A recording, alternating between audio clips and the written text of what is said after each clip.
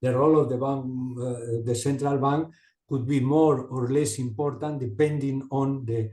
I think you could write some protocols to say you issue the money and you have the register, but you are not allowed to use that information.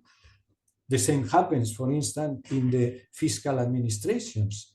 The fiscal administration have at this moment all the transactions of the people in commercial banks, but they have the obligation not to use, with the exception of prosecuting fiscal crimes and so on. And, if you don't force to use CBDC, and people have, and it's something that the Eurozone has said, we are not going to prohibit cash, we are not going to put any problem to cash.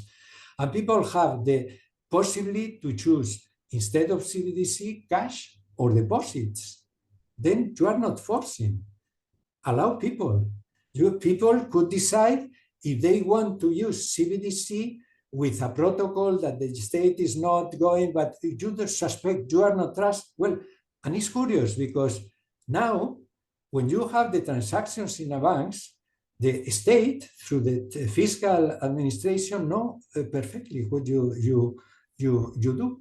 And nobody is against bank deposit because the state have the possibility to know everything you know, no? The people that is designing the digital euro and others are studying the possibility to provide to the people total anonymous transactions for a certain amount, and especially what could be done offline and so on.